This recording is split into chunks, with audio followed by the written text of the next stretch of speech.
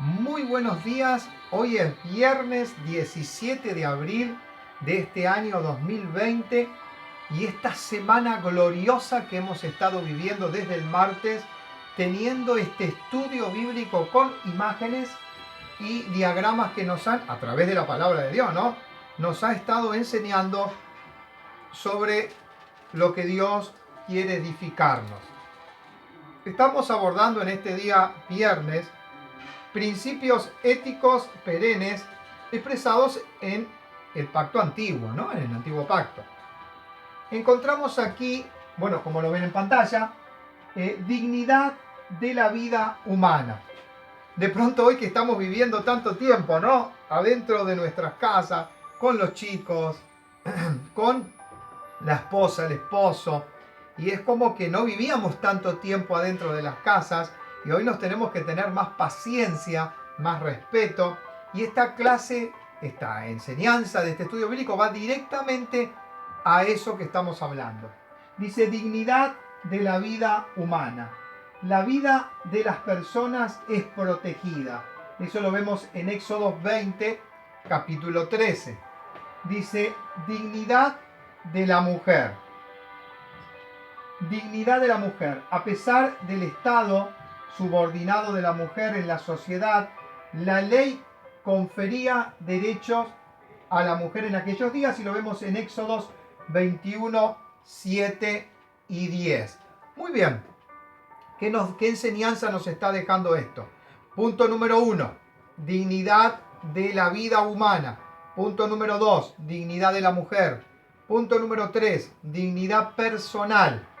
A nadie se le podía maltratar, explotar ni oprimir, sino que toda persona tenía derecho a ser respetada por sus semejantes. Levíticos 19, del 13 al 17 nos deja esa enseñanza, cómo vivían una vida diferente ellos en aquellos días, y el respeto era fundamental, algo que falta en estos días. Punto número 4. El castigo proporcional a la falta cometida. El castigo al culpable no debía ser excesivo para evitar así que se sintiera denigrado. Lo vemos en Deuteronomio 25, del 1 al 5, que ese es el texto bíblico que vamos a estar leyendo ahora en minutos más. Punto número 6, el trabajo. Todos tenían derecho a recibir el salario justo por su propio trabajo. Levítico 19, 13. 7. Vamos a ver 10 puntos. Protección a los desamparados. 7. 8. Descanso. 9. Ecología. 10. La familia y el matrimonio. Vamos a tener una hermosísima clase en este día de esta enseñanza sobre este estudio bíblico, donde al finalizar, ¿no?, el punto número 10, la familia y el matrimonio, nos dice, ¿cómo puede verse? Estos principios siguen vigentes en la economía de la gracia. Las culturas que han recibido la influencia de la tradición judeo-cristiana, refleja en sus leyes los mismos principios, el valor, el respeto y respaldo que se dé a tales lineamientos preservará la sociedad actual de los desastres de la anarquía humana, que es la deshumanización, los principios bíblicos, en tanto, o sea, lo que estamos viviendo hoy, ¿no? En tanto que surgen de la naturaleza moral inmutable de Dios, son la mejor garantía de una sociedad estable, segura y éticamente responsable. Hoy estamos viviendo en este siglo XXI, ya para el año 2020, estos momentos tan difíciles que está viviendo el mundo entero. Pero para aquellos días el pueblo hebreo tenían principios éticos. Acá lo vemos en pantalla, principios éticos. Principios éticos expresados en el pacto, en el antiguo pacto. Y el punto número 1, dignidad de la vida humana, cómo se tenían que cuidar cada uno. que ninguno podía matar a otro si no tenía las consecuencias, la dignidad de la vida humana, la protección, el respeto, que Dios nos dio una vida para que la disfrutemos, la dignidad de la mujer que era diferente, la mujer que de pronto una vez al mes pasaba una situación especial, que tenía hijos, que tenía que preparar la comida, la ropa, el hombre que de pronto salía a buscar en aquellos días la comida para traer al hogar, que de pronto hacía los trabajos más difíciles, más rudos, y la mujer tenía un punto especial en aquellos días, la dignidad personal, que todos se tenían que respetar. Imagínense que no había malas palabras, o sea, y castigo proporcional a la falta cometida. O sea, cada persona que cometía un error, había leyes dadas por Dios a Moisés, las cuales se tenían que sujetar si habían cometido un error. Propiedades y herencias. Cada persona tenía una propiedad, un lugar que había sido dado, establecido, y otros temas más que vamos a ver ahora. El trabajo, ¿no? Como dice la Biblia, el que no trabaje, que no coma. Entonces, protección a los desamparados. Bueno, aquellas personas que de pronto eran lisiadas o que había fallecido algún familiar que era importante, que era el que sustentaba el hogar. Descanso, ¿no? Todos debían observar, y el descanso era fundamental, como lo vimos ayer jueves también en uno de los lineamientos que estuvimos viendo en la enseñanza. Ecología, cómo tenían que cuidar el medio ambiente, porque ellos también vivían de la caza, de la pesca y la recolección de frutos, eran nómadas y también tenían que cuidar la ecología para si volvían a pasar por ese mismo lugar que habían estado antes.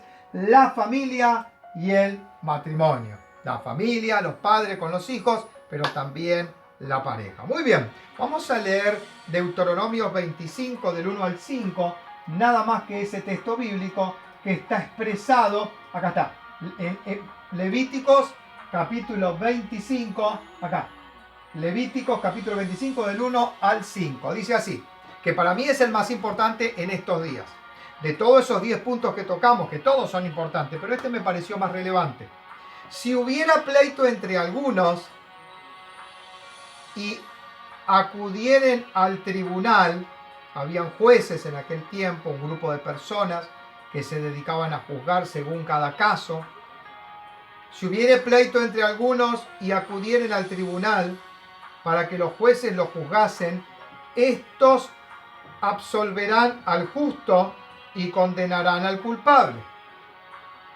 Y si el delincuente mereciese ser azotado, entonces el juez le hará echar en tierra y le harán azotar en su presencia. Según su delito será el número de azotes. Se podrá dar 40 azotes, no más, no sea que si lo hubieren con muchos azotes, más que estos se sienta tu hermano envilecido delante de tus ojos. Versículo 4. No pondrás bozal al buey cuando trillare. Cuando hermanos habitaren juntos y muriere alguno de ellos y no tuviere hijo, la mujer del muerto no se casará fuera con hombre extraño. Su cuñado se llevará a ella y la tomará por su mujer y hará con ella parentesco. Deuteronomio capítulo 26 del 1 al 5 sigue, ¿no? Siguen todas las normativas de aquellos días, como estamos viendo, los principios éticos de aquellos días. Pero yo quiero hacer énfasis en el versículo 1 donde dice, si hubiere pleito entre algunos y se acudieren al tribunal, ¿quién no tiene una diferencia entre hermanos? Hoy que están en la casa, por eso les decía que este versículo viene justo a hoy, esta tercera cuarentena que estamos pasando, el papá, la mamá, los hermanos, el perrito, los que vivan adentro de la casa también, nos tenemos que soportar. Soportaos unos a otros, dice en el Nuevo Testamento. Nos tenemos que perdonar, nos tenemos que soportar, nos tenemos que entender. Yo te entiendo a vos, vos me entendés a mí. Tú sin mí no sos nada, yo sin ti no soy nada. Cuando vos sos fuerte, yo soy débil. Cuando yo soy débil, vos sos fuerte. Nos necesitamos el uno al otro, hermanos queridos. Y en estos principios éticos entendemos cómo Dios nos está hablando en este día para amarnos, querernos y respetarnos. Vamos a ir punto por punto y terminamos esta primera parte. Dignidad de la vida humana. La vida de la persona es protegida. Punto número 2. Dignidad de la mujer. ¿Qué vemos aquí? A pesar del estado subordinado de la mujer en la sociedad, la ley le confería derechos. Dignidad personal. Punto número 3. A nadie se le podía maltratar, explotar ni oprimir, sino que toda persona tenía derecho a ser respetado por sus semejantes. Todos necesitamos respetarnos los unos a los otros. Castigo proporcional a la falta cometida. El castigo al culpable no debía ser excesivo para evitar así que se sintiese denigrado. Punto número 5. La ley garantizaba el derecho a recibir la herencia y a la protección de las propiedades. Habla hasta de las propiedades de todo. Propiedades del terreno está hablando. Trabajo. Punto número 6. El trabajo. Todos tenían derecho a recibir el salario justo por su trabajo. Punto número 7. Protección a los desamparados. Se hacía provisión para socorrer al huérfano, a la viuda, al extranjero y a quien hubiera empobrecido. Bueno, eso lo estamos viendo hoy con esta pandemia, como de pronto que no podemos salir nosotros con la contribución suya estamos ayudando a otros también a que se puedan juntar cajas de comestibles y estamos sembrando 1.000 pesos por cada caja y otras, ya nos llegó hoy los reportes y las fotos de los pastores y otras personas eclesiásticas que están entregando en hogares muy necesitados esa ayuda en esta tercera cuarentena. Protección a los desamparados. Punto número 8. Descanso. Punto número 8. Todos debían observar semanalmente un día de reposo. Todos tenían que descansar un día. Por eso es tan importante que usted pueda entender que usted tiene que trabajar, que cuando usted trabaja está distraído, sube al colectivo, sube al subte, va en auto, va en un remis, va en un taxi donde viva, en capital, en provincia, y usted de pronto va a hacer las compras, o usted está con los chicos, usted está con su matrimonio, usted está mirando un programa de televisión y está distraído o está atento a eso. Pero hay un momento en que deja todo lo que yo nombré y solamente abre el Salmo 37, donde dice, estate quieto en mi presencia. El Salmo 37:7 dice, guarda silencio y espera en él. Eclesiastés nos dice, no te apresures a salir de mi presencia. Y Santiago nos dice que él anhela celosamente estar con nosotros. Hermanos queridos, necesitamos estar a solas con el Señor. Todo lo que yo dije antes hay que hacerlo, pero hay un momento del día, como dice acá el punto número 8, descanso, que tenés que descansar de las actividades y estar a solas con el Señor. Después dormirás esas 8 horas, 7 horas y volverás de vuelta a la jornada de trabajo. Pero hay un tiempo para cada cosa. Si haces todo y no buscas a Dios, no vas a estar lleno, no vas a estar feliz. Podrás tener dinero, negocio, pero vas a ver como que hay un vacío adentro tuyo, que no sos feliz. Te aliento a buscar a Dios siempre. 9. Ecología. Punto número 9, ecología. Se protegía la tierra ordenando un descanso para ella. Hasta la tierra descansaba. Mire, hasta Dios lo hizo todo perfecto ahí en Éxodo 23:12. Nos deja bien en claro de que ellos abrían la tierra, la daban vuelta, la araban y después ponían la semilla, plantaban, esperaban el tiempo de la lluvia, lo regaban, daba el crecimiento, el fruto, un año o más tiempo, y después llegaba un tiempo en donde ellos tenían que parar y no sembrar más en esa tierra y buscar otra tierra para que descanse esa tierra y después otro vuelva o ellos mismos a sembrar y vuelva a dar fruto. Punto número 10. La familia y el matrimonio. Qué importante, ¿no? Ahora que estamos en la casa, encerrados en nuestros hogares, la familia y el matrimonio. Se dieron mandamientos que protegían los vínculos familiares y mantenían inviolable el orden matrimonial. Importantísimos principios éticos perennes expresados en el antiguo pacto. Amén. La familia es lo que Dios creó y el matrimonio es lo más hermoso que hay. ¿Por qué dice la familia y el matrimonio? Si la familia y el matrimonio es lo mismo. No. La familia es el papá y la mamá y los hijos. Y el matrimonio es el hombre y la mujer nada más. Por eso dice ahora son matrimonio y yo los declaro marido y mujer. Y el hombre puede darle el beso a la novia y todo aplauden, le tiran flores. El matrimonio es cuando están los hijos. Pero los hijos crecen y se pueden comprar su casa, irse a vivir o pueden casarse. ¿Y quién queda siempre? El matrimonio. ¿Quién queda siempre? El hombre y la mujer y el hombre, hasta que Dios los venga a buscar. Amá a tu esposa. Hoy están los chicos, mañana quizás no estén. Amala, protegela, cuidala. Entramos al punto último.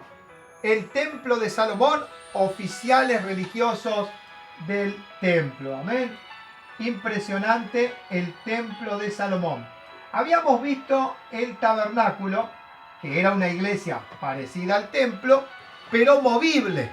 Ya cuando entramos al templo de Salomón, ya es una iglesia con ladrillos que Dios le determina a Salomón edificar. Se lo dijo a David principalmente, y David quería construirlo, y Dios le dijo, no, has derramado mucha sangre, lo hará tu hijo Salomón. Vamos a un texto bíblico como siempre. Cada clase tiene un texto bíblico de referencia. Primera de Reyes, capítulo 6, versículo 12. Con relación a esta casa que tú edificarás, si anduvieres en mis estatutos e hicieres mis decretos y guardares todos mis mandamientos, andando en ellos, yo cumpliré contigo mi palabra que hablé a David, tu padre. Ahí está lo que yo le estaba diciendo. Versículo 13. Dice, y habitaré en ella en medio de los hijos de Israel, y no dejaré a mi pueblo Israel. Qué tremenda promesa que Dios le dio a Salomón de la casa. El templo de Salomón se parecía conceptualmente al tabernáculo, que es lo que le estaba diciendo recién. El lugar santo, el lugar santísimo, formaban sus sesiones principales. Los muebles principales eran los mismos. Lo único que el otro era de palos, de telas, que lo vimos justamente el otro día, de púrpura, diferentes telas. Bueno, también Dios había determinado los hijos de Merarí, los hijos de Gersón, los hijos de Coat, que tenían el trabajo del tabernáculo. Unos llevaban los palos de postes, las cuerdas, otros llevaban las telas y otros llevaban las partes especiales de adentro del tabernáculo. Aquí lo vemos justamente. Ahí pueden ver el templo de Salomón, el altar, el lavacro, columnas de Jaquín y Bos. Bueno, acá sí ya, obviamente ya era ladrillo, cemento, ya estaban armando el templo. Pero como ustedes pueden ver, tiene una similitud, yo lo voy a achicar para que lo vean ahí, una similitud del tabernáculo. Mira, ahí está. Es una similitud del tabernáculo, lo único que está hecho de paredes, de cemento, todo, ¿no? El candelero de oro, ¿no? El inciensario, la mesa de los panes, el lugar santo, el lugar santísimo y afuera donde se hacía el sacrificio. Y el lugar santísimo, el arca del pacto. En el lugar santísimo estaba el arca del pacto. En el lugar santo estaba el altar de incienso, los panes, la mesa de los panes y el candelero de oro. Eso estaba en el lugar santo. Y después afuera estaba el altar y el lavacro. Entonces habían dos muebles del tabernáculo que lo habíamos visto antes, en este caso ya en el templo de Salomón, fuera donde se presentaba el animal y ahí estaba el sacerdote, el sumo sacerdote. Después cuando entra al lugar santo, bueno, ahí ya habían tres muebles del tabernáculo. el altar de incienso, la mesa de los panes y el candelero de oro. Dos afuera, 3 en el lugar santo y 1 en el lugar santísimo, el arca del pacto. Bueno, justamente nos narra aquí una reseña de lo que justamente está hablando justamente Dios a través de lo que fue el tabernáculo, que ahora es el templo de Salomón. Y dice así, y ya se nos terminan los 15 minutitos: lo que más sobresalía de esta estructura era la decoración que la llevó a ser considerada una de las 7 maravillas del mundo antiguo. En la entrada al pórtico había 2 columnas llamadas Jaquim y Boz. Delante de ellas se encontraba una enorme fuente que contenía 40.000 litros de agua. Esta fuente estaba apoyada sobre los 12 toros de bronce. El altar, a unos metros más adelante, medía 5 metros de altura aproximadamente, tenía 3 pisos y se usaba como una especie de incinerador para los sacrificios. Es importante recordar que el templo de Salomón, dedicado en el año 1004 a.C., fue el primero de los 3 que vemos en 2 de Samuel 7:13, 1 de Reyes 5:5, 6:1 y 8:13, en 2 de Reyes 12:5, 22:5 y 24:13, y por último 2 de Crónicas 36:19. El segundo fue construido bajo el liderazgo de Zorobabel, cuando los judíos regresaron a su tierra y dedicado en el año 516 a.C. Luego de haber estado en cautiverio en Babilonia, como lo recordamos en Esdras 2:68, 4:1, 6:8 y 14, allá recuerdo también Esdras 7:16, cómo habla de este tema del cautiverio de Babilonia. En Ageos 1:2 el profeta lo deja bien claro. Y viene el tercer templo, que fue construido por Herodes principalmente para ganarse la aprobación del pueblo. El templo de Herodes fue más grande y más lujoso que los anteriores.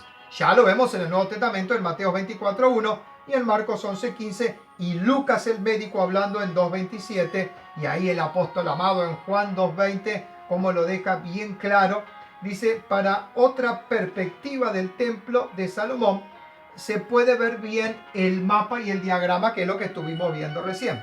Ahora, dentro del templo de Salomón estaban los oficiales del templo. Dentro del templo de Salomón estaban los oficiales del templo. ¿Cómo es este tema de los oficiales del templo? Muy bien, yo les hablé del sumo sacerdote, los escribas, los levitas y el sacerdote. Muy bien, ¿qué vemos aquí en el sumo sacerdote? Dice, el sumo sacerdote era el más alto dignatario religioso entre los judíos. Su función más importante era hacer expiación una vez al año por los pecados del pueblo. Tenía a su cargo la supervisión general del santuario y todas las actividades sacerdotales. Ofrecía sacrificios los días de reposo y presidía el Sanedrín cuando se debían cuestiones religiosas. Y vemos todo su ropa y todos los elementos que usaba el sumo sacerdote. Vemos la mitra ahí en la cabeza. Lo vemos en Éxodo 28, 36 al 38. Después vemos el pectoral, más acá en el pecho, Éxodo 28, 15. Después vemos el cinto, ¿no? Éxodo 28, 8. El efod, lo vemos en Éxodo 28, 6. El manto azul, más acá abajo, 28, 31. Y abajo de todo, la túnica de lino, ya en Éxodo 28, 39. Muy bien, eso era el sumo sacerdote. Muy bien, los escribas, ¿no? Porque nosotros estamos leyendo la Biblia, de qué se escribió, los papiros, estos 66 libros que lo vemos comprendidos en la Biblia, que significa los biblos, en los 66 libros que son 39 del Antiguo Pacto y 27 del Nuevo Testamento. ¿Qué hacían los escribas? Los escribas eran, acá vamos a ver los escribas. Vamos a la imagen, le dijimos que vamos a tener imágenes de todas las cosas. Acá vemos a los escribas, justamente el que escribe y el que lee. Los escribas eran un principio era un principio escribientes cuya función principal era copiar las escrituras. ¿Cuál era la función principal? Copiar las escrituras. Con el transcurso del tiempo llegaron a conocerse a tal grado que las interpretaban, especialmente las que constituían la ley de Moisés. Por eso las versiones más recientes de la Biblia lo han denominado maestros de la ley, ¿no? Ya que vinieron a ser el equivalente de eruditos bíblicos, aquellos que leían lo que los escribas habían escrito. Muy bien, al lado tenemos a los levitas. ¿Qué hacían los levitas? Eran descendientes de Leví, la palabra lo dice, hijo de Jacob. En Números 3, del 6 al 10, se establecen dos clases de levitas. Uno, Aarón y sus descendientes, a quienes Dios seleccionó para el sacerdocio de Israel. Dos, los que servían de ayudantes de los sacerdotes y desempeñaban diversos oficios menores del santuario. Por último, el sacerdote, y se nos termina el tiempo, ya nos pasamos unos minutitos. Los sacerdotes eran los encargados del culto que se les rendía a Dios.